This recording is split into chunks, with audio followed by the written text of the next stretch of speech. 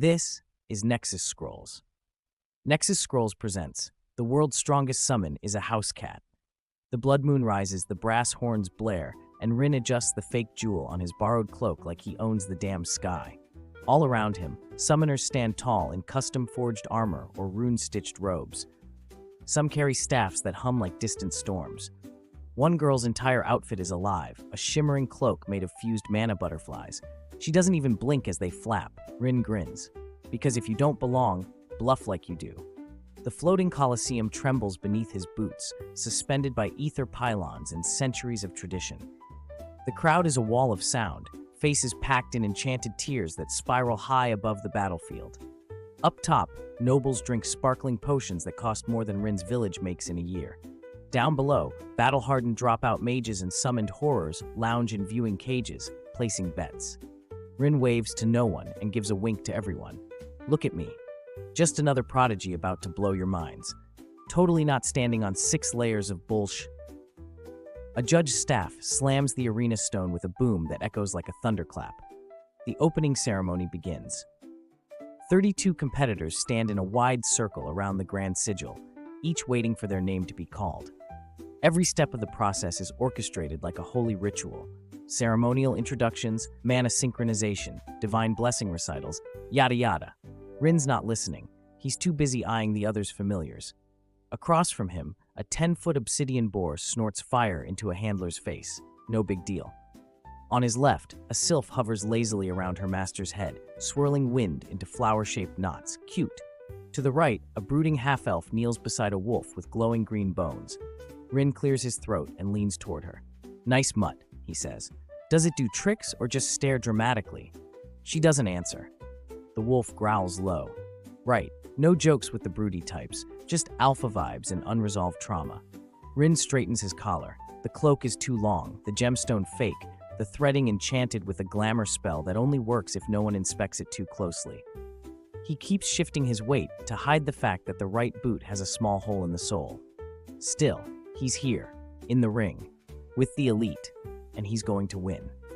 High above the circle, a column of golden smoke spirals into the sky. The crowd falls silent. The entire Colosseum holds its breath. Then, Master Yora appears. The Archmage walks without touching the ground, his feet gliding inches above the stone. His robes ripple with a different pattern each second, a slow morphing of fire to frost to starlight. A blindfold hides his eyes, but everyone knows he sees more than any of them. When he speaks, it isn't loud, but the sound hits every ear like it's whispered right beside them. Welcome, summoners. You stand upon the pillar of will. Here, skill is not enough, nor blood, nor gold. Only your truth will answer the call. The grand sigil glows beneath their feet. Runes crawl outward in spirals. The power you summon reflects the power within. What answers you, reveals you. Rin feels a slight twitch in his eye. Right, great, just what I need. Existential judgment in front of 20,000 strangers.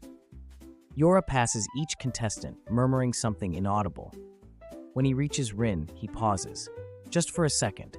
Rin holds his breath, doesn't move, smiles like a guy who's never once forged a tournament badge using melted spoon metal and binding glue. Yora says nothing, he just moves on. But the silence lingers. Later, in a shadowy alcove near the arena's edge, Rin crouches over a cracked mirror shard, adjusting his hair with frantic precision. Okay. You've got this. They believe you. You're charming. You're clever. You look like a minor prince or a disgraced heir. That's worth at least 2 rounds of illusion-powered clout, right? He checks his wand. Enchanted driftwood, polished to shine. Useless now. Out of charges. The scrolls in his bag are mostly cosmetic, cheap decoys wrapped in expensive ribbon. He's got one actual spell left in him, and it's not summoning grade. The backup plan? Desperation and hope. Or, if that fails, he could always try dramatically fainting from mana overexertion and praying someone throws gold. He taps his sleeve, feeling for the forbidden scroll. It's real. It's real. It's dangerous. It's definitely not on the approved tournament list. Just one summon. One win. Enough to get a sponsor, maybe. Enough to stop couch surfing between alleyway inns and half-collapsed watchtowers. A rat scurries past. Rin raises a brow. Hey, want to be a familiar? No dental, but you get a cloak. The rat squeaks, keeps running. Rude, Rin mutters. Back in the center ring, the contestant draw begins. A giant floating ring spins above the grand sigil, sparking and spitting out glowing names in pairs. It turns with slow, ominous pulses like a heartbeat made of thunder. Names flash into place. Duels are locked. Then, Rin vs. Zephyrin the Bonebinder. The crowd reacts instantly. Ah! A few people laugh. One man audibly gasps. Someone in the upper stands shouts, "He's dead!" Zephyrin steps forward. She wears a layered veil made of raven feathers and bone beads. Her hair is silver, her eyes coal black, and her aura screams, "I collect teeth." She carries a parasol made of polished skulls, which she twirls idly as she glides into position. She gives Rin a shallow bow. "Do try not to die too quickly, darling. I've only just warmed up my wyvern." Rin smiles like a man who knows a secret. He doesn't, but he looks like he does, and sometimes that's enough. "Lady Zeph," he says, "your reputation precedes you, but I regret to inform you I brought my ace." She raises an elegant brow. "Oh, what terrifying creature have you chained to your soul, boy?" Rin flips his cloak dramatically. "Something ancient, something powerful, something too dangerous to be named." Then he trips slightly on the hem of said cloak, plays it off as a flourish. Someone chuckles. He counts it as a win. The arena rumbles. The grand sigil flares gold, then red, then violet. Circles within circles rotate beneath the combatants. The official match has begun. Rin's heart is a drumline in his throat. The other contestants watch from the circle's edge. Some amused, some grim. Most expect a one-hit KO. Rin strides to the summoning circle, cloak trailing behind him, trying very hard not to sweat through his tunic. Don't think about the fact she once reanimated an entire village to use as chess pieces. Don't think about the bone wyvern. Don't think about your 0% survival odds. He stops at the circle. The air hums. Magic builds like static. He breathes in, flicks his wrist, and draws the scroll. It's wrong. The parchment is black. The ink glows with shifting gold-red runes. The seal at the bottom hisses slightly, like it remembers being chained. No audience member can see the scroll clearly from their seats, not unless they're looking with mage sight. And anyone with mage sight would know this scroll isn't tournament legal. He places it in the center of the circle. The ground pulses. Zephyrin narrows her eyes. "You're either very brave," she says, "or very, very foolish." Rin doesn't respond. He kneels, fingers splayed on the stone, voice low but steady. "I summon not by bloodline, nor by right, but by will. By fire unclaimed, by name unwritten." The runes swirl. Lightning cracks the sky. He grins. Time to bluff a god. Hope it has a sense of humor. The scroll unfolds. The circle explodes with light. The crowd gasps. And then, silence. A tiny shape sits in the center of the summoning ring. Small, fluffy, ginger and white. It yawns, loudly, and then curls into a loaf. It is a house cat. Rin stares. The crowd leans forward. Zephyrin's lip twitches. Rin clears his throat. "Behold, Mo, beast of destruction, bringer of ends, scourge of realms." Mo licks his paw, sneezes, and goes to sleep. Yesterday, Rin, somewhere he soldn't be.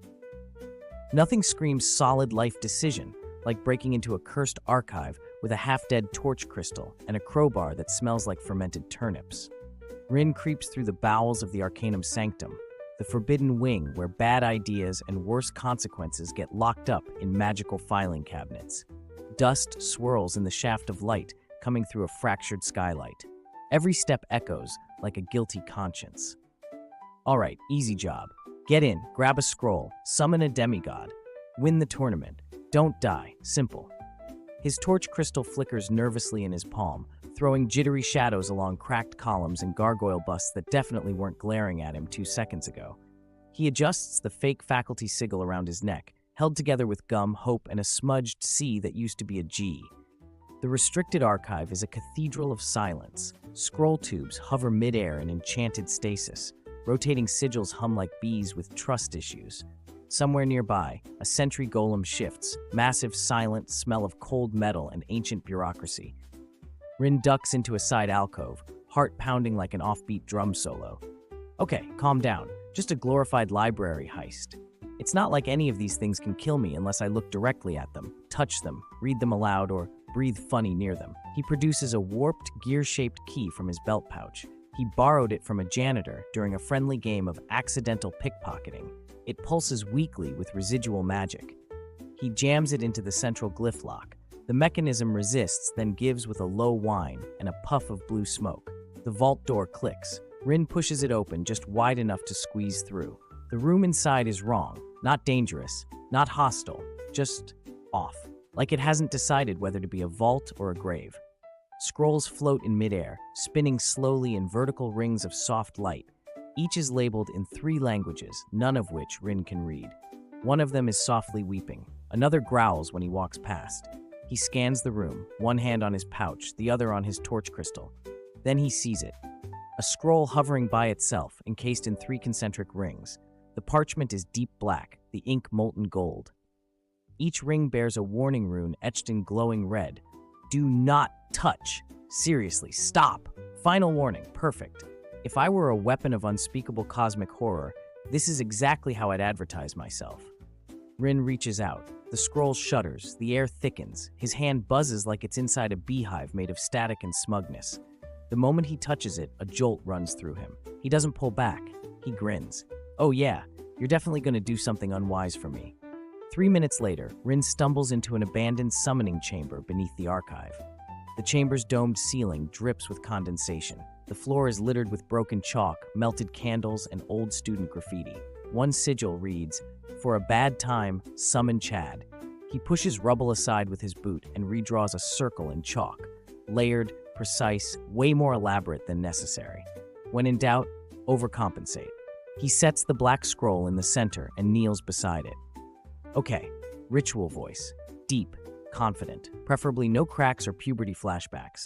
He lights the incense, or rather an old wand core wrapped in paper that smells vaguely of cinnamon and something you shouldn't inhale. The scroll hums. Rin begins to chant. At first, nothing happens. Then the circle ignites. Light bleeds upward, clawing toward the ceiling. Runes spin like angry clock hands. The scroll lifts, disintegrates midair, and bursts into golden ash. Wind screams through the chamber. The walls tremble. Rin throws his arms wide, cloak flaring like he actually rehearsed this moment. I call upon the boundless, the scourge of ages, the flame-blooded sovereign of destruction. Arise and bend the world to my will. A thunderclap, a rupture in space, gravity hiccups, something tears. And then, pop, silence, smoke clears. In the center of the summoning circle sits a cat, a small, ginger and white, slightly chubby cat. It blinks, stretches, then licks its paw. Rin blinks. Nope. No. The cat yawns, turns around, begins cleaning its rear with complete disinterest. This is a joke. This is cosmic hazing. I messed up a syllable and summoned someone's pet, or I called the wrong being. Maybe this is the divine herald. The real destroyer's running late. Rin takes a cautious step forward. The cat doesn't move. He coughs, loudly. Mighty one, bringer of, what did I say, flame and despair? The cat pauses mid-grooming, looks up with half-lidded, judging eyes, makes a noise that sounds like a dismissive murmur, then curls into a loaf and closes its eyes. Rin stares. Okay, think. It's a riddle, a test. Like when that summoner called a god of wind and it showed up as a cloud that smelled like bread. He claps his hands once, dramatically. I see your disguise. Clever, very clever, but I know your true form lies beneath this compact exterior. Nothing. Transform. Unleash your wrath. I command you. The cat purrs, loudly. This can't be it. This is not my karmic punishment. I eat vegetables sometimes. I recycle. Rin picks up a stick and gently pokes the cat. The cat doesn't even open its eyes. Its tail flicks lazily. The stick bursts into flames. Rin yelps, throws it across the room. Okay, that's something. All right, Rin mutters. You've got some juice. That's a start. The cat sits up, looks him dead in the eye. There's a glint, no, a depth, like looking into a very small, very cozy black hole. And then it sneezes. The floor cracks slightly. Rin backs up. Okay, wow, you are definitely not normal. The cat tilts its head and speaks. Sort of. Mo. It's not quite a word. It's not quite not a word either. It's a vibration, a name, a mood. Rin's spine chills. Mo, that's your name? That's okay, I can work with that. Cool, we've summoned the end of all things, and his name is Mao. Great branding. Mo hops off the pedestal and lands gracefully, then walks straight past Rin, to his pack. He noses inside, pulls out a crumpled bit of dried fish. Rin blinks. You're hungry? Mo ignores him, eats the fish in 3 bites, then curls up on Rin's cloak like he owns it, which he probably does now. That's it? That's the cost of cosmic destruction? A snack? Rin crouches beside him. Listen, I don't know what kind of eldritch riddle cat thing you are, but I just pulled you out of magical Alcatraz. The least you can do is act remotely threatening. Mo sighs, not Mao's sighs. Like he's been summoned 1,000 times by idiots and Rin is just the latest seasonal special. The runes in the summoning circle flicker. Reality pulses again. Rin looks back at the chalk. One of the sigils, unreadable before, now glows with a symbol that resembles a cat-shaped eye. He squints, and suddenly he sees it. Behind Mo, a flicker, a shadow that isn't cast, an afterimage too large to fit in the room, something impossibly big, stretching through the cat like a puppet made of galaxies. It's there for just a second, then gone. Mo opens one eye, sees Rin staring, flicks his tail once. Rin jerks backward like he's been shoved, slides halfway across the chamber. Mo yawns again and curls back into sleep. For a long time, Rin just sits there, breathing, sweating, processing. Then he stands, brushes himself off, and nods slowly. "All right," he says. "Guess we're doing this the stupid way." He picks up the cat. Mo doesn't resist, but he does climb immediately onto Rin's shoulder like a pirate's familiar. Torch crystal flickering in one hand, Rin strides back toward the exit. Behind him, the summoning circle glows one last time, then vanishes, leaving only a faint smell of ozone and old tuna. Present day, Rin is in a bit of a pinch. The first fireball misses Rin's head by about 4 inches. The second one sets his sleeve on fire. He spins, yelps, and smacks it out with a series of flailing slaps that look less like spellwork and more like interpretive panic. It's going great. The arena crowd explodes into a storm of cheers, laughter, and a few polite gasps.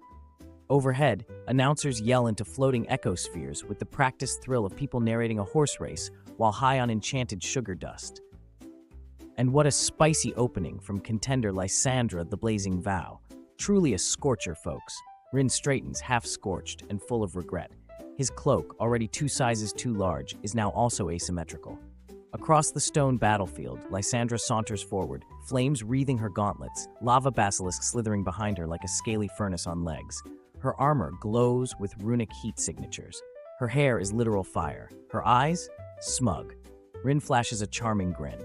"You must be fun at barbecues." She points a burning finger at him. "Try not to vaporize too quickly. I like a challenge." Behind Rin, lying just outside the summoning circle, Mao snoozes on a slightly upturned tile. The cat is curled into the purest loaf ever seen, tail twitching, eyes closed, the embodiment of absolute non-engagement. The announcer's voice booms. "Round 1. Begin." Rin sprints sideways before the word begin even finishes. A sizzling chain whip of fire cracks where he stood. The stone floor hisses and glows red. Okay, she's not playing. She's not even pretending to warm up. Great. Dying in the first match is character building, right? He ducks behind a jut of jagged arena rubble, coughing smoke. Mo yawns behind him, loudly. Rin peeks out, mutters under his breath. Some help would be great. Mo licks his paw and pointedly looks away. Rin throws his hands up. "Be like that." He pulls out his wand, more decorative than functional, wrapped in red cloth to look ancient, and casts Sparkle Burst. The spell zips forward like a glittery bottle rocket and explodes into multicolored streamers halfway to Lysandra. She doesn't even flinch. Okay, so maybe I shouldn't have packed only party-grade cantrips and emotional damage insults. Time for Plan Desperate. He leaps out of cover and points dramatically. "Behold," he shouts. "I wield a forbidden art lost to time." Lysandra raises an eyebrow. Rin flicks his wand and activates Auditory Double.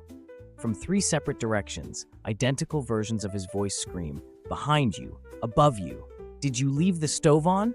Lysandra spins once, confused. Her basilisk snarls, but it's already too late.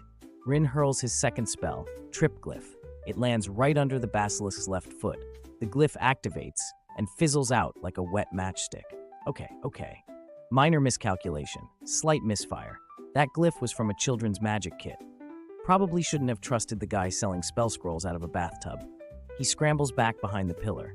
From above, a massive rune flares, and the platform beneath Rin rises, part of the arena's dynamic terrain shifting system.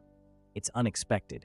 He flails and lands dramatically on the platform as it lifts him high above the battlefield. The crowd erupts. "Oh!"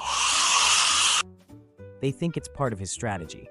Rin stands up slowly, arms raised like a wizard prince returning to claim his throne. Lean in. Own it. Sell the spectacle. He bows low. Witness the divine rise of the ascendant sorcerer.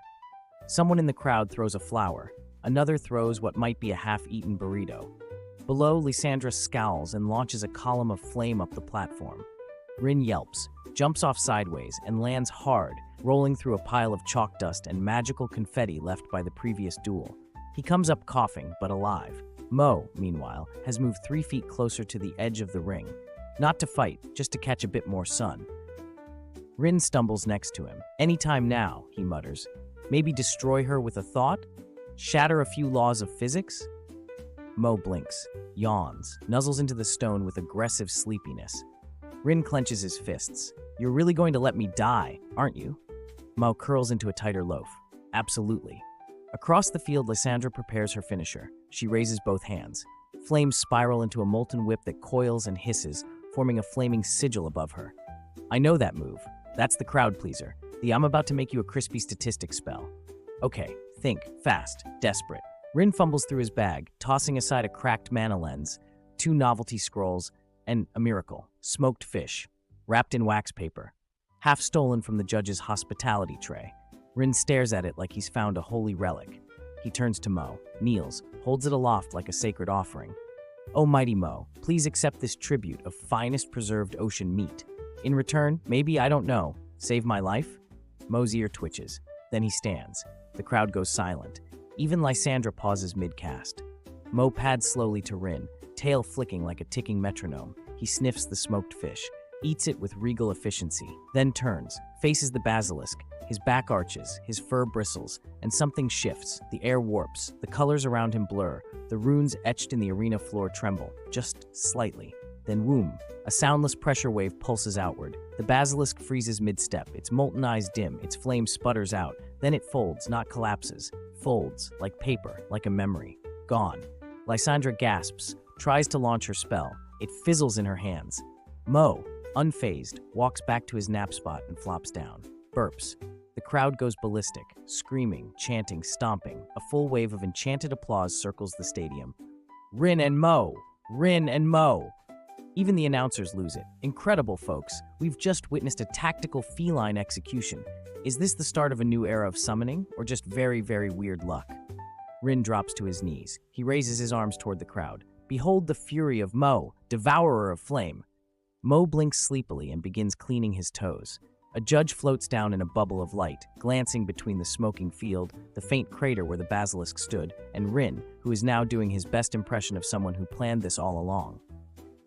"You're through to round 2, the judge mutters. "I think." Rin stands, bows deeply. "Okay, 1 round down. Only, 7 more before the finals?" With luck, snacks, and total denial, this might actually work. He glances at Mo. "All right, buddy, you and me. High-tier carnage, low effort." Mo sneezes, which vaporizes a leftover pebble on the ground. Rin winces. "Cool, let's never let you sneeze in my direction."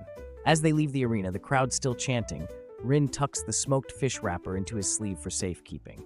He pats Mo gently on the head. "Tomorrow, we train." Mo meows once. It's not enthusiastic, it's not threatening, it's ambiguous. Which is worse, there's a harp, a spotlight, and a conductor's wand, so obviously, Rin's about to die. He stands center stage on the Arcane Resonance platform, surrounded by spiraling golden glyphs and floating instruments. A few are normal, flutes, drums, a harp, but others look suspiciously cursed. One violin has teeth. Behind him, Mo is still not present. The audience waits, buzzing with gleeful anticipation. Above, judges hover in mirrored spheres like floating eggs of judgment, all staring down in varying degrees of curiosity, boredom, or mild disgust. This is fine, just a magical compatibility ritual. A duet, with a godcat who ignores basic social cues and thinks my sleeve is a nap mat. What could go wrong? A fanfare of magical wind chimes rings out. The judge's announcer booms. Contestants will now engage in the familiarity test. A duet ritual meant to measure synchronicity, emotional rapport, and soul resonance between mage and familiar. A druid and her glowing eagle just finished a flawless aerial ballet. The crowd applauded. Someone cried. Rin is next, and he is, objectively, alone.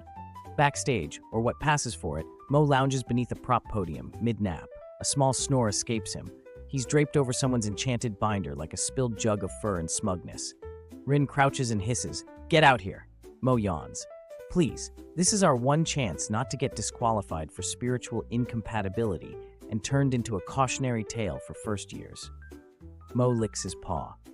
Rin throws a glance to the platform assistant, who gestures at him to go. Fine, I'll just go out there and perform a duet with nothing. Maybe I'll mime both parts. That'll be a fun new flavor of humiliation. He marches out alone, bells on his enchanted gloves jingling with every panicked twitch. He throws up both arms in a grand, sweeping motion meant to look confident. It does not. The crowd titters, spotlights bloom, music swells from nowhere, ethereal strings, ambient flutes, and distant choral hums that make his teeth vibrate.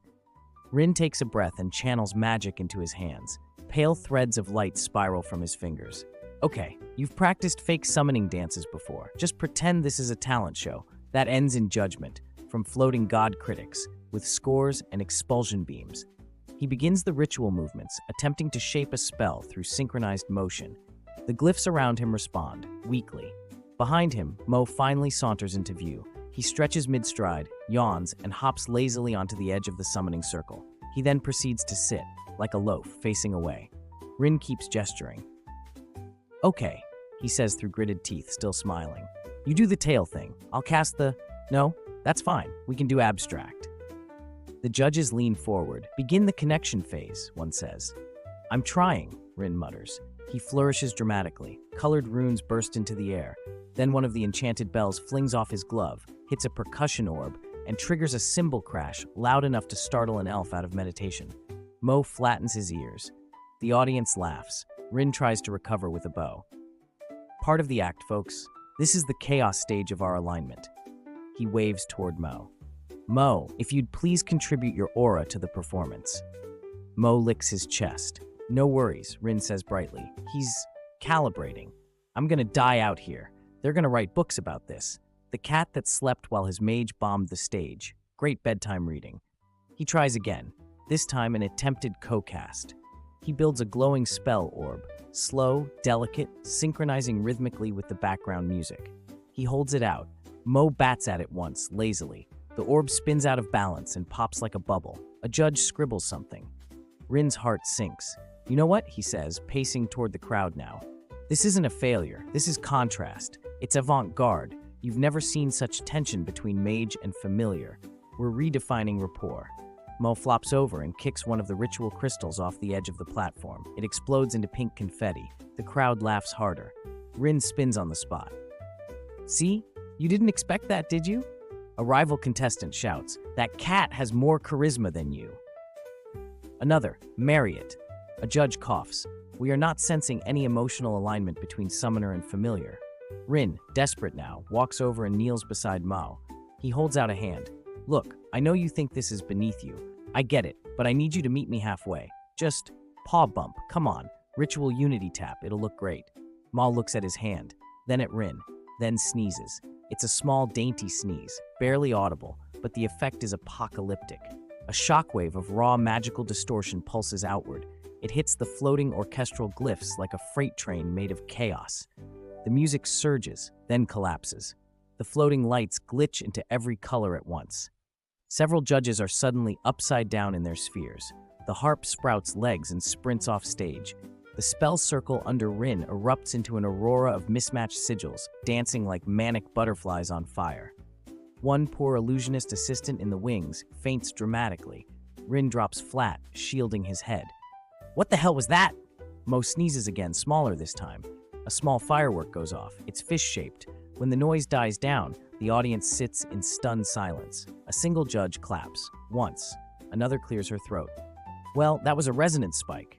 Uncontrolled, the third judge adds, but undeniably powerful. Not harmonic, the first says, nodding, yet spiritually compelling. Rin slowly rises, covered in soot, missing a bell, dignity in tatters. Mo curls up beside him and begins purring. The audience begins to applaud. Then cheer. Someone starts chanting, Mo, Mo, Mo! Rin bows low, because what else can he do? Thank you, he says hoarsely. We're very emotionally bonded. Behind him, Mo hacks up a hairball onto the center of the glowing ritual circle. Rin has tried gold, fish, compliments, and an interpretive dance titled, Please Don't Let Me Die Today. Mo is still licking his foot. Inside the preparation arena, one of the magically conjured free training zones between rounds, Rin kneels on a cracked stone platform, surrounded by carefully arranged offerings. A velvet pillow, a mound of glinting coins, a small platter of grilled fish, lightly enchanted with umami amplification, one glittery ball of yarn. Across from him, Mo blinks slowly from atop a sun-warmed rune plate. His tail flicks once, then again. He stretches, glorious and lazy, and curls back into loaf position. Unimpressed, Rin throws up his arms. Come on, I've offered snacks, treasures, emotional vulnerability. That's 3 of the 4 legendary cat currencies. Mo yawns so hard his jaw unhinges for a moment like he's a tiny furred demon gate. A group of spectators behind the ring snickers. A few students are placing bets in hushed voices. One scribbles on a sign that says Mo's manager and tries to hand it to Rin. He declines with a forced smile. Perfect. I'm not a summoner. I'm an overworked butler to a loaf-shaped god who only speaks in naps and judgmental sneezes. He glances down at his notebook, a detailed motivation grid drawn in 3 colors of ink and a smudge of hope. Plan A, smoked fish tribute. Failed Plan B, belly rub exchange, led to claws. Plan C, interpretive magic dance. Broken ankle, public shame. Plan D, combo plan A plus C, backfired, literal flames. He flips the page. Cry? Hey, hey, Rin looks up, still kneeling. A tall figure floats toward him on a golden hover disc. Trim robes, unnecessarily high collar, hair that looks styled by lightning. The whole outfit screams, I moisturize with dragon blood and charge extra for autographs. It's Cauldron Emberborn, noble tier summoner, heir to the fire warden houses of Velmostra, and, as far as Rin can tell, a sentient bag of smug wrapped in designer fabric. Well, if it isn't the circus act, Cauldron says, voice dripping condescension. Still trying to teach that footstool to do tricks? Rin stands, wipes his hands, and smiles with all the sincerity of a poisoned fruitcake. Nice to see you, Cauldron. Still compensating with fire and feathers? Cauldron ignores the jab. You know, there's a fine line between novelty and embarrassment. I'd say you're straddling it, but... He gestures lazily at Mo. That's not a line, that's a joke with fur. Mo lifts his head slowly, eyes Cauldron. His ears flick once, his nose twitches. Oh no, Rin thinks. That tail just stopped moving. Easy, Rin says under his breath. He's not worth it. Cauldron, of course, presses harder. I thought this was a combat tournament, not a nap-themed art installation. Someone in the crowd oos. Mo stands and stretches, long, slow, like gravity is a suggestion. Rin's heart skips. Cauldron smirks. Oh, did I strike a nerve? What's he gonna do? Roll over and judge me? No, Rin says flatly. You insulted his dignity. Cauldron waves a hand. A ring of glyphs ignites in front of him.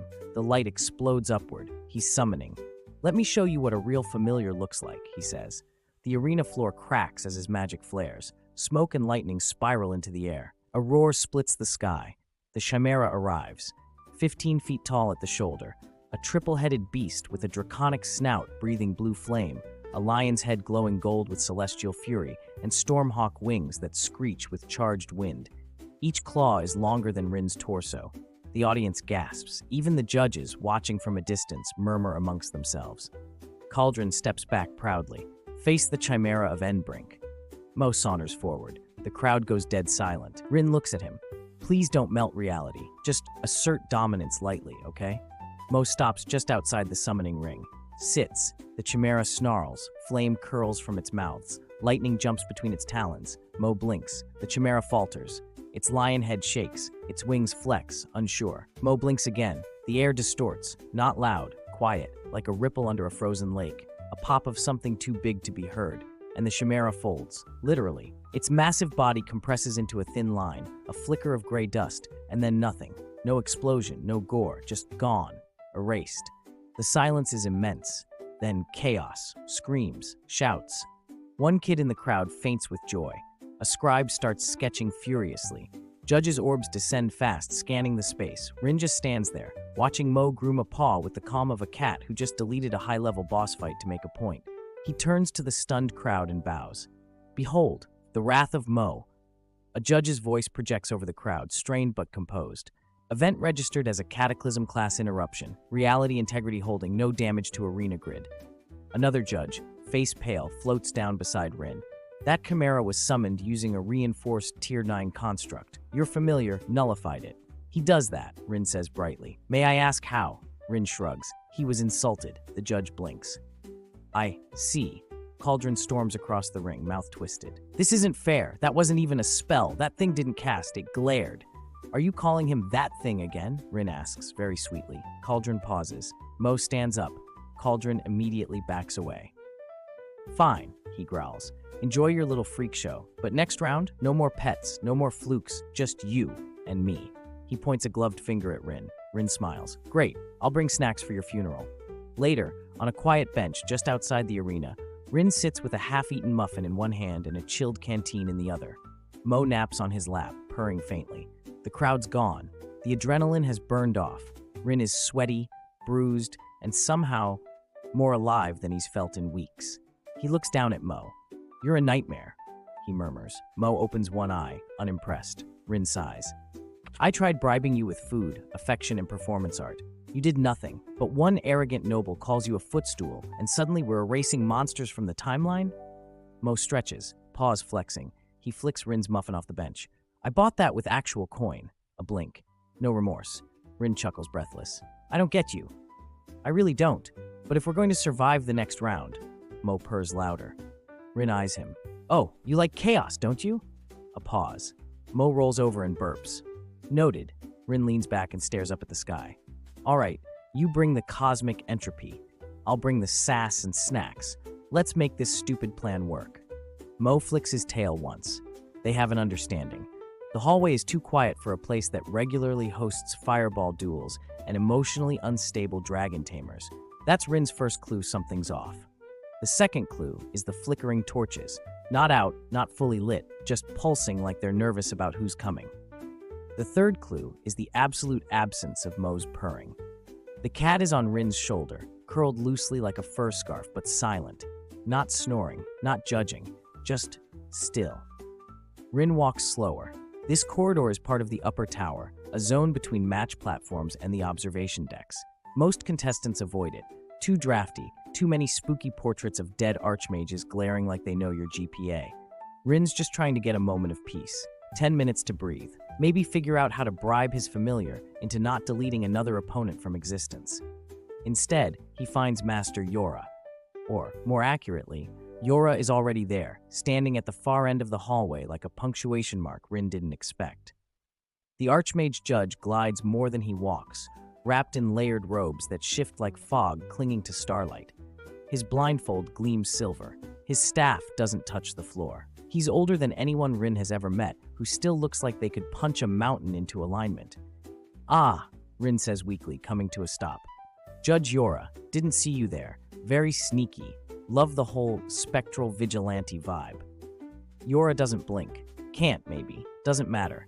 His voice carries like water poured into stone. Where did you find that creature? Rin glances sideways instinctively, like Mo might have vanished. Nope. Still draped across his neck. Still loaf mode. Still Mo. I didn't find him, Rin says, forcing a grin. I summoned him. Big ritual. Lots of light and smoke. Definitely knew what I was doing. Yora doesn't smile. Wow. Tough crowd. I see, the old mage says. Then you do not understand what you've done. The torches around them dim a little more. Great. Mood lighting. Yora steps forward. His boots don't make a sound. The glyphs etched into his staff pulse faintly as he walks, like they're whispering to each other. You think this is clever? Yora says, summoning a force you don't understand, binding something that's never truly been bound. Rin folds his arms. Okay, look, I didn't exactly bind him. He's freelancing. There's snacks involved. Yora stops 5 feet from him. The temperature drops half a degree. That familiar is not a servant, he says. He is not a beast. He is not a conjured entity. He is a test, one the world forgot to stop administering. That shuts Rin up. Yora's voice softens, not warm exactly, but heavier. There are stories, scraps really, inked between censored pages and erased temples. Every few centuries, a summoner calls something they shouldn't have been able to. A cat, small, lethargic, dismissive. He glances, blindfolded, toward Mo. Always the same eyes, always the same flick of the tail, always watching. Rin swallows. Mo shifts, resting his chin more comfortably against Rin's collarbone. Comforting. The cosmic horror naps while I get ghost schooled. So what is he? Rin asks. A god? A cosmic enforcer? A sarcastic spirit of judgment? Yora tilts his head. He is karma. Silence. Okay, Rin says. That's super vague and not at all terrifying. Could you elaborate? He chooses who to aid, Yora replies, but not based on power, not based on blood, based on alignment. Magical alignment? Rin asks. Moral. The word feels like it echoes through the stone. Of course, I summon the one true cat and he turns out to be the universe's ethics professor. Great. If you continue faking it, Yora says, he will leave you. Rin's shoulders tense. What makes you think I'm faking? Yora doesn't move. Rin frowns. You don't know me. I've made it this far. I beat Caldron's chimera. You didn't beat it, Yora says. You insulted something Mo allowed to exist until it annoyed him. Oof. Fair. I'm doing what I have to, Rin snaps. You think I'm here because I got handed a prophecy? I've been hustling since I was 13. I fake confidence because if I don't, someone else eats me alive. And what do you do, Yora asks, when faking no longer works? I keep going. And when going gets others hurt, Rin opens his mouth, shuts it. The torches crackle softly. I'm not evil, he says finally. Just scrappy. Yora doesn't respond, just watches or gives the impression of watching. Somehow worse. Rin looks down. You really think he'll leave? If he finds your path diverging from truth, Yora says, yes. Mo shifts, opens one eye. The hallway stutters, just a flicker, like light refracting wrong. A gargoyle statue further down the wall cracks. Dust drifts lazily to the floor. Yora raises a brow. He disagrees. Rin side-eyes the feline. Yeah, he does that. Even now, he's not defending me. He's curious, watching, waiting to see what I do next. Mo yawns. The air hums like a chord plucked off key. Then, just like that, he's asleep again. Yora steps back. You're being tested, Rin, but not by the tournament, not by me, not even by him. You're testing yourself. Every time you lie to survive, you ask your soul if it agrees. Rin rubs the back of his neck. I didn't sign up for a moral audit when I opened that scroll. Yora half smiles. You never do, but it comes anyway. He turns. One more thing, he says over his shoulder. He's not your power source. He's your mirror. If you break, so does the connection. And then he's gone. Just gone. One step into the archway, and he's not there anymore. Rin exhales, long and shaky. He looks down at Mo. The cat twitches once in his sleep. Not a threat, not approval, just there. Okay, Rin mutters. So maybe I need to stop lying to myself. Mo snores. Cool. You nap through my existential crisis. That tracks. Rin turns and starts walking back toward the arena. Behind him, the cracked gargoyle slowly reshapes itself, but only after Mo's tail flicks. Rin's plan is simple. Step out, say something cool, point dramatically, let Mo vaporize the threat, and bask in applause. It's worked every round so far. Well, except the duet disaster, and the whole chimera insult incident, and the emotional scolding from a blind wizard who may or may not be part fog. But this time, Rin's ready. He's standing in the semifinals of the Grand Summoners Tournament. The arena is enormous, concentric rings of magical stone orbiting around a pulsing sigil core. Floating platforms drift lazily through the air like oversized lily pads. Judges hover in glowing orbs above. Every seat is full. The crowd is electric. Rin breathes in through his nose. This is it, he mutters. The moment, the myth, the moderately underprepared legend. Mo is lounging nearby on a hexagonal pedestal, eyes closed, tail flicking with zero rhythm or concern, not even pretending to care. That's fine. That's part of the mystique. Cool people don't rehearse, they manifest. Across the arena, Brugga Ironbane cracks her knuckles. She's built like a rune-carved boulder with a grin that says, I bench press regrets. Her summoning circle glows red hot. With a stomp, she slams a reinforced summoning plate into the ground. The arena rumbles. Something huge begins to rise. Oh, good. She brought a house. A fortress-sized golem climbs out of the stone itself, 50 feet tall, glowing with molten energy. Its fists are the size of wagons. Its face is a jagged assortment of half-formed mouths and eye glyphs. Its chest plate is literally an engraved miniature castle. The crowd roars. The golem roars louder. Rin flinches, then immediately tries to play it off with finger guns. Behold, he calls. My opponent has summoned a monument to outdated architectural choices. No one laughs. Right, big crowd, high stakes, time to commit. He straightens, raises his wand, and flourishes like he means it. Mo, now is the time. Unleash your unholy wrath. Shatter yon oversized outhouse. Dramatic pause. Mo yawns, then licks his paw, then curls into a loaf and blinks at the crowd like he's judging their fashion choices. Nothing else. Rin doesn't move. Okay, that's fine. Maybe too wordy? Was outhouse too disrespectful? Let's tighten it. He clears his throat. Mo, destroy the golem. Mo closes his eyes and goes to sleep. The crowd murmurs. Someone coughs. A judge leans closer to their orb. Bruga smirks. Guess your cat's got performance anxiety, she says, voice booming across the field. Rin forces a smile. He's pacing himself. The golem takes a thunderous step forward. The ground shakes. Small glyphs around the arena flicker. This isn't happening.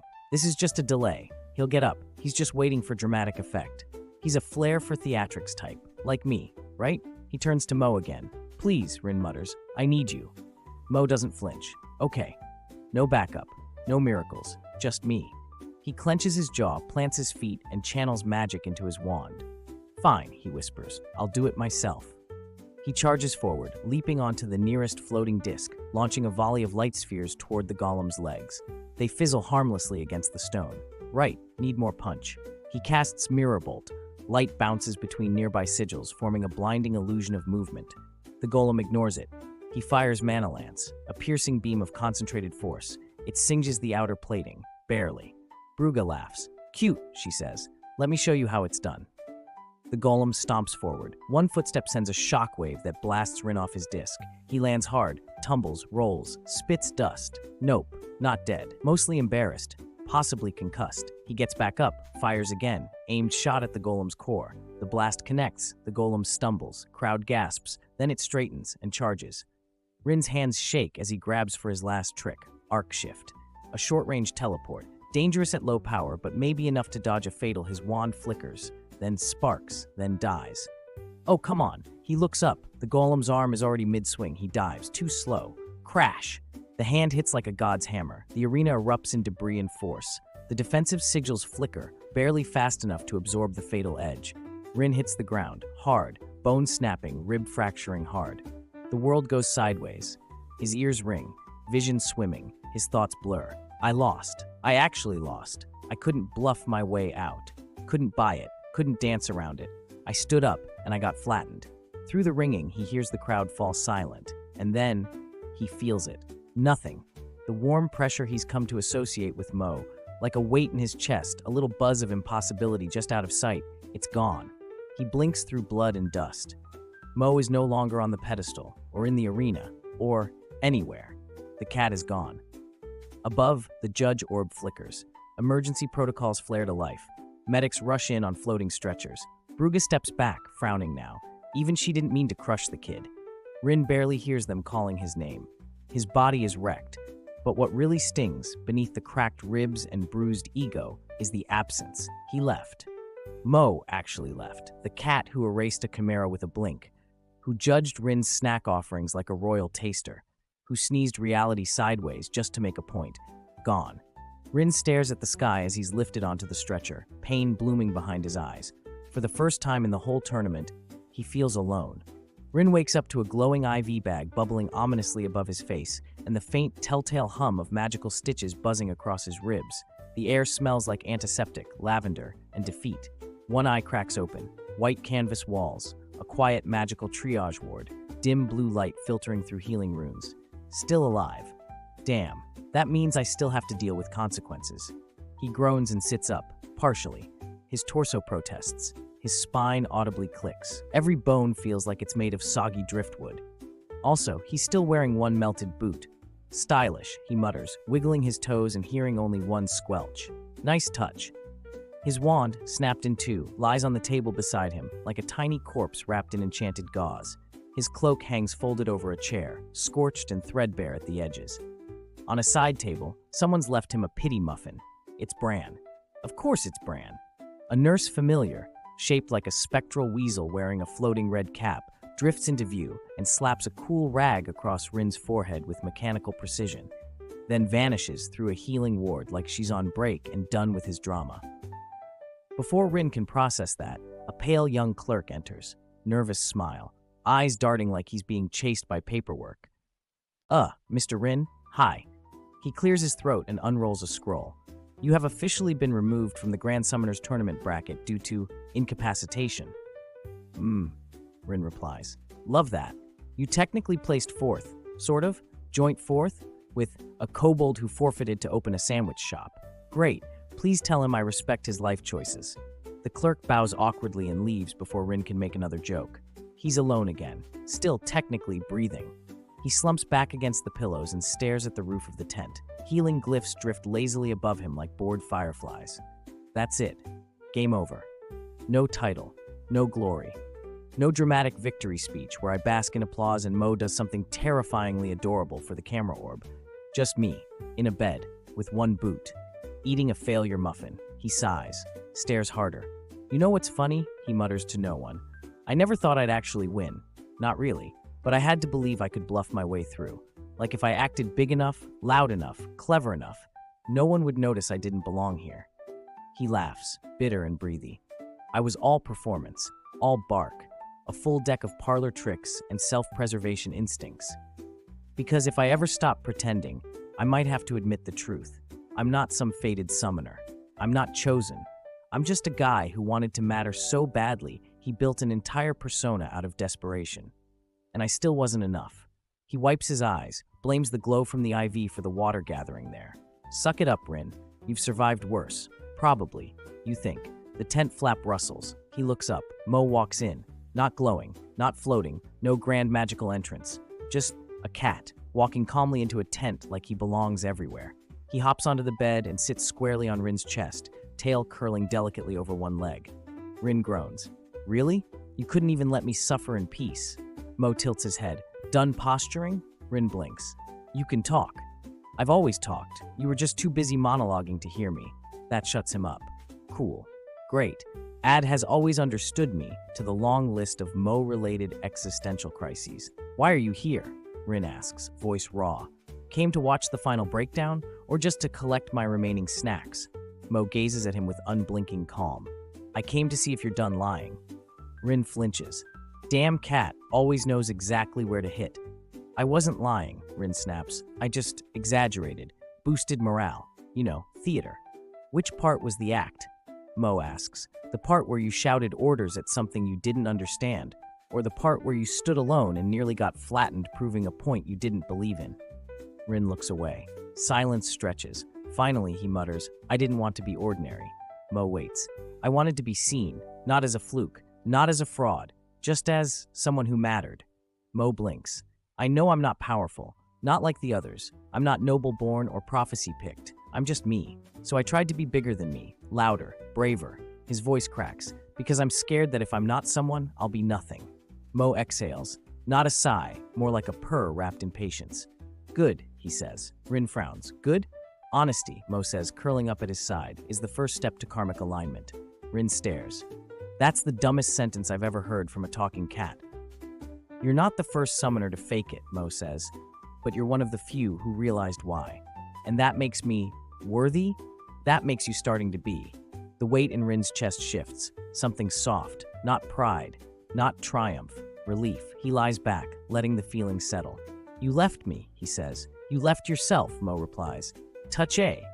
Also, you commanded me to vaporize a magically sentient fortress without snacks. That's on me. A long pause. The nurse weasel floats back in with a tray of tea and an emotional healing spell disguised as a sugar cookie. Mo swats the cookie onto Rin's chest. Eat. Nourish your fragile little ego. Rin bites into it. It tastes like lemon and second chances. You know, he says through crumbs, this doesn't mean I'm suddenly wise and emotionally stable.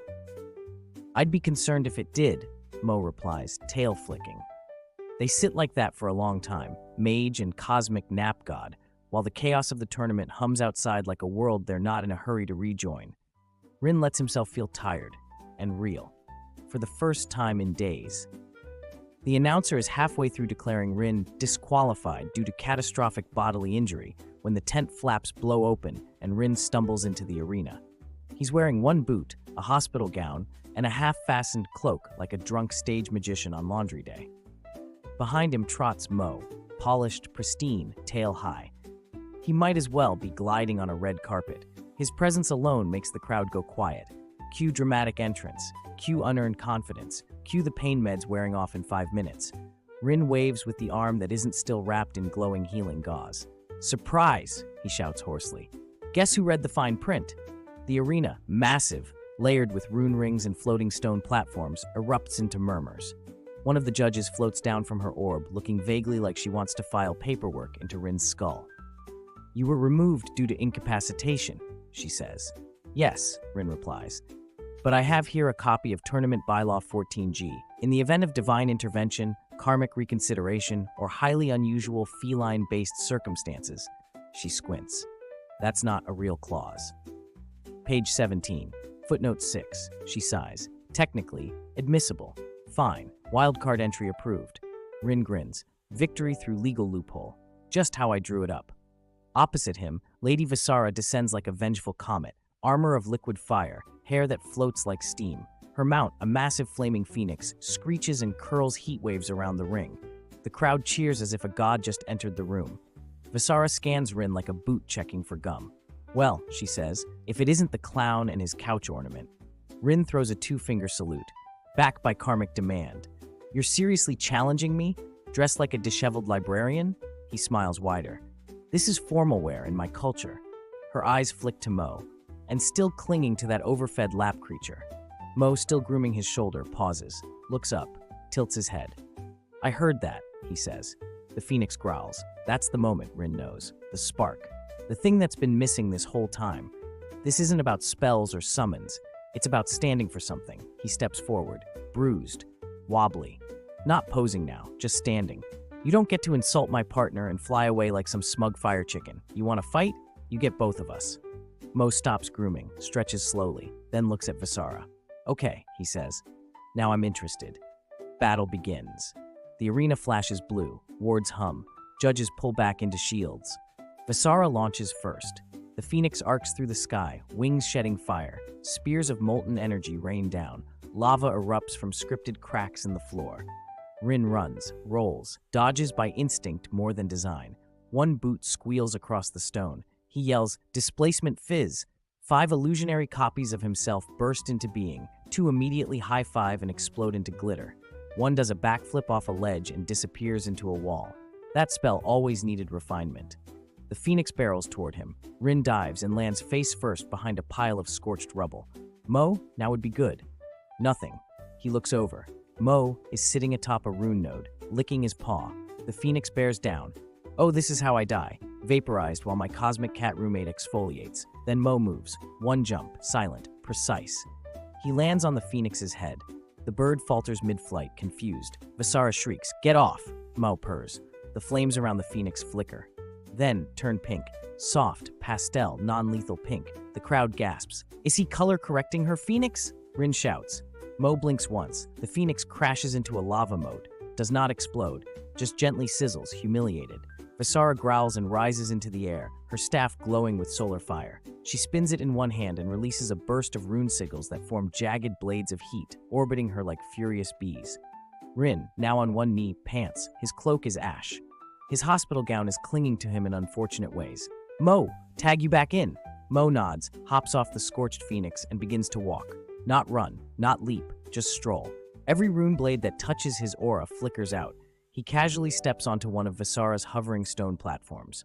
Looks around, sits, flicks his tail. The platform explodes. The phoenix wails. Mo appears next to Rin in the blink of an eye. Rin wheezes. "Okay, let's never fight her on her home turf again." "She called me vermin." Rin. Justified. But it's not over. Visara, floating now, channels her ultimate spell, Solar Rebirth, a forbidden sun sigil glowing in the sky, pulsing with collapse energy. The crowd shrinks back. Even the judges tense behind barriers. The phoenix revives, fiercer, flaming gold. It spirals upward, absorbing the sigil. A fire comet forms, massive, alive, screaming through the sky. It dives for Rin. No wand, no shield, no clever spells left, just me. Rin steps forward. Heart pounding. Arms out. He whispers, "Protect them." Mo is gone. Then, he's above, midair, spinning like a falling leaf. He raises one paw, swipes, silence. The comet tears in half, ash falls. No blast, no quake, just a soft puff and a single ember lands in Rin's open palm. The crowd is silent, then explodes. Visara falls to her knees. The phoenix flickers out. Rin walks forward, limping, grimy, grinning. Mo follows, tail high. Rin extends a hand to Visara. "Good fight," he says. She scowls. Takes it. They stand. Mo jumps onto Rin's shoulder. The announcer screams something about the greatest upset in tournament history. The judge's orb flashes in gold. Rin finally raises one arm. Wild card, he says, breathless. Out. The sky is breaking. Not metaphorically, not magically, literally. Cracks of light lance across the firmament like someone dropped a chandelier made of sunfire. Above the arena, Lady Visara levitates on a column of flame, golden armor burning with enchantment, eyes glowing like twin solar flares. Her phoenix screeches in sync with the rising, pulsing sun sigil behind her, a roiling, unstable orb of collapse-level magic known only in forbidden chapters and post-battle folklore. The spell is called Heliogenesis. It's banned in 4 dimensions. Rin, limping, soot-stained, one boot on, one slipper off, his hospital gown cinched under a half-burned belt, tilts his head back and stares into the apocalypse. Well, he mutters, that escalated quickly. The crowd doesn't cheer, doesn't move. No chants, no music. Just a soft collective inhale as everyone prepares to be either amazed or vaporized. Okay, Rin, think. You're out of spells, out of stamina, out of convincing reasons to still be upright, and your opponent is about to collapse a star onto the arena floor. He turns not to run, not to bluff, but to look at the loaf of fur still lounging 5 feet behind him. Mo is mid-bath, one leg extended, licking a paw with the patience of a monk and the disinterest of a tax auditor. Hey, Rin says. Mo glances up. I'm not going to tell you what to do, Rin says. I'm not going to beg, but this would be a really good time to show off. Mo stops licking. Are you asking nicely? He says, dry as a drought. Rin nods. I'm asking. Not because I need a win, but because I don't want the world to end in a fireball shaped like Visara's ego. Mo's ears twitch. Request accepted.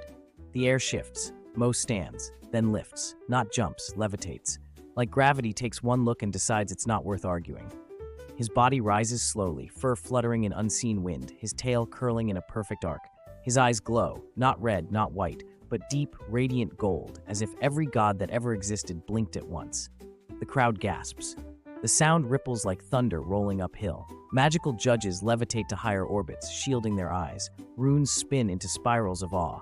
The scoreboard combusts in quiet surrender. Mo floats higher, light trailing behind him in cosmic ribbons. Ancient symbols rotate around him, runes from dead languages, forgotten gods, primal logic. They make no sound, yet vibrate inside your lungs. Even the phoenix hesitates. Its wings stutter mid-flap, flames dim by a fraction. Lady Visara growls, "This is my finale." Mo glances down, tilts his head. One paw rises slowly.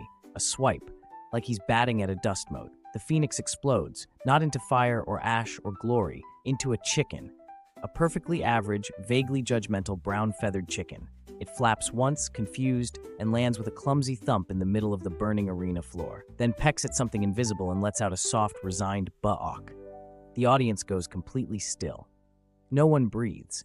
Even Visara freezes midair, her final spell hanging limply in her hands, her mouth slightly open. A child in the front row stands up and yells, "Is that a chicken?" Then, the arena erupts, screaming, laughing, weeping. Someone throws enchanted roses. Another faints in ecstasy. A group of druids start chanting. A scribe's quill explodes from writing too fast. The announcer loses his voice mid-yell. "Ladies and gentlemages, the phoenix is a chicken." I repeat, the phoenix is a chicken. Rin, who is now the only person not screaming, puts his hands on his hips and nods. "Yeah," he says, "that tracks." Mo drifts back down like he's descending a divine escalator. He touches the ground with no sound at all, sits calmly at Rin's side, and resumes licking his paw. "Moderation," Mo says between licks. "Important when altering cosmic forms." The chicken squawks, ruffles its wings, and pecks the trophy pedestal. Rin side-eyes it. "If it lays an egg on my championship prize, I'm quitting magic." Visara descends, not defeated, shattered. Her armor flickers off. Her staff clatters to the ground. She walks forward slowly, eyes locked on Mo, who gives her the polite disinterest of a demigod considering a sandwich. She falls to one knee. "I concede." The judges, visibly rattled, try to maintain formality. One of them clears his throat and announces something about unprecedented karmic verdict and feline deification protocols before short-circuiting and vanishing in a puff of overexerted arcane grammar. A scroll unrolls above Rin's head, declaring him the champion of the Grand Summoners Tournament. The crowd chants his name, but this time, it's not mockery, not irony. They mean it. Rin, standing in one boot, one slipper, a scorched cloak, and victory glowing faintly in his bones, doesn't bow, Doesn't pose. He just breathes. "Hey," he says quietly, kneeling next to Mo. "Thank you. Not just for the chicken, for everything." Mo blinks slowly. "You asked. You meant it. You grew. I reward growth." Rin chuckles, exhausted. "I thought you were my biggest mistake." Mo stretches, curls beside his foot, and closes his eyes. "I am," he murmurs, "but you're better for it." The arena dissolves into celebration. Wards reset. Confetti spells trigger. Magic lights paint the sky. The chicken, somehow now a mascot, gets hoisted onto a floating platform by two overenthusiastic bards who've already composed a song. Rin turns toward the judges' table and shrugs. "I hope the official tournament robe comes in charcoal soot." No one hears him. They're too busy watching the phoenix chicken try to peck a magic orb. He looks back at Mo. "You sticking around?" Mo doesn't open his eyes. "Depends. You done pretending?" Rin smiles. "I think I'm just getting started being me." Mo purrs. The arena dims, the crowd cheers louder, and somewhere in the fading glow of divine mischief and ridiculous triumph, a banner unfurls above the arena gates, spelled in 6 languages and exactly 1 chicken scratch: the world's strongest summon, a house cat. The crown is glowing. Not metaphorically. It's literally radiating celestial fire, levitating just above a velvet cushion like it's allergic to commoners. Rin eyes it warily from the center of the arena, still half-dressed in a scorched cloak and hospital-issue slippers. 1 boot survived. The other was last seen sailing into the lava moat mid-battle. The scepter beside the crown pulses with light. Star-carved runes flicker across its length. It's the kind of weapon that demands orchestral music every time it moves. The judges stand in a rigid circle, looking like they're trying not to flinch. A floating scroll unrolls in the air, reading, "Archmage title, offered to Rin of Nowhere victory status. Wildly unprecedented, cosmic interference. Level, maximum." The amphitheater is packed. The crowd watches in stunned silence. Somewhere off to the side, the phoenix-turned chicken flaps lazily and pecks at a feather that's probably not its own. Rin scratches the back of his neck. "Well, that's flattering." He picks up the crown. It immediately tries to float back into the air. He slaps it down onto the tray of post-battle muffins. "I'm good, thanks." Gasps ripple through the stands. A noble faints. Someone whispers, "He refused divinity," like it's the punchline to an ancient prophecy. The head judge clears his throat. "You decline the title?" "Yeah," Rin says, stepping back. "I've had enough world-crushing responsibility for 1 week. Besides, I already travel with a demigod who sheds everywhere and steals pillows." Mo, perched on the victory pedestal, licks his paw and flicks his tail like a punctuation mark. Moments later, as the formal ceremony unravels in a whirl of enchanted paperwork and baffled scribes, Master Yora appears. He doesn't walk. He manifests, right behind Rin, silent as a regret. Rin yelps and spins around. "Oh gods, could you stop doing that? You move like a judgment." Yora tilts his head. "I am a judgment." "Exactly." They stare at each other in the glowing aftermath of victory. "You're turning down the Archmage's staff," Yora says. Rin shrugs. "Not really my style. Too glowy, too stabby, not enough snack compartments. You're stepping off the path most would kill to reach." "Yeah, I think that's the point." Yora studies him. "Many have summoned gods before you. Few stayed on their good side." Rin's smile fades but doesn't fall. "I'm not trying to own him. I'm trying to walk beside him, see where it goes." A pause. Then, to Rin's relief, Yora smiles. A small, secret thing. "Then you may be the first in centuries with a shot." Visara finds him as the crowd begins to pour out in waves of noise and energy. She's back in her normal robes, less golden inferno, more practical elegance. She carries herself like someone who still knows she's dangerous, just no longer needs to prove it every minute. They face each other. No tension, no resentment, just mutual bruises. "You fought well," she says. "You set the sky on fire." "I do that." A beat. She nods toward Mo. "He's terrifying." "Yeah," Rin says, "I like him." "He's lucky you didn't try to control him. He would have erased my spine." "Still," she says, offering a hand. "Good match." He shakes it. Weird. Not enemies, not rivals, just people who got hit by cosmic nonsense at different angles. Packing happens fast. Rin's things are a mess of half-burned notebooks, scrolls marked with important maybe, and a one-eyed toad plushie Mo refuses to admit he sleeps on. The judges try to give him a lifetime access spell pass scroll. He stores it inside a lunchbox labeled Karmic Snacks Only. Mo surveys the loading area, and selects exactly 3 things for their next journey: a blanket made from anti-entropy silk, a pouch of dried fish, a compass that doesn't point north, just chaos. By sunset, they're standing at the edge of the city, overlooking the winding road beyond the Capitol gates. The banner overhead flickers to life. Now leaving. Arcane Capital. Good luck, idiots. Fitting, Rin says. He takes 1 step onto the path. Mo follows, curling around his legs once before leaping to his shoulder with casual ownership. So, Rin says, shifting the strap of his pack. Where to? Mo yawns. Wherever the karma's weirdest. Rin nods. Perfect. I was getting bored of normal anyway. He doesn't look back. He doesn't need to. He's not running anymore, not faking, not bluffing his way through. He's walking out with scars, yes, but also clarity, absurd confidence, and a companion who literally turned a divine firebird into a poultry anecdote. That counts for something. Probably. Maybe. 1 step at a time, Rin thinks, and maybe this time, I'll earn it for real. The sky is a lazy blue. The road is sun-dappled and winding, framed by wild grass and distant, suspiciously humming hills. Rin trudges along it with 1 boot unlaced, a backpack slightly too large for his frame, and a renewed sense of purpose tempered by a moderate hangover from celebratory enchantments. On his shoulder, or more accurately, in his bag, Mo naps. Sprawled across parchment scrolls and what may or may not be a half-eaten toffee bar, the cat's ear flicks at flies only intermittently, like he's delegating the effort to the wind. Rin wipes sweat from his brow and mutters, "Next town better have shade, or snacks, or snack-shaped shade." The path ahead dips toward a shady glade. A half-broken wooden sign leans at a drunken angle. Next town, probably safe. Reassuring, Rin says. You hear that, Mo? We might die, ironically. From inside the bag, a soft meow. Translation, I'm asleep. Your problems are yours until food appears. The ambush begins, as most do, with a poorly aimed crossbow bolt thunking into the signpost next to Rin's head. Rin sighs, doesn't flinch.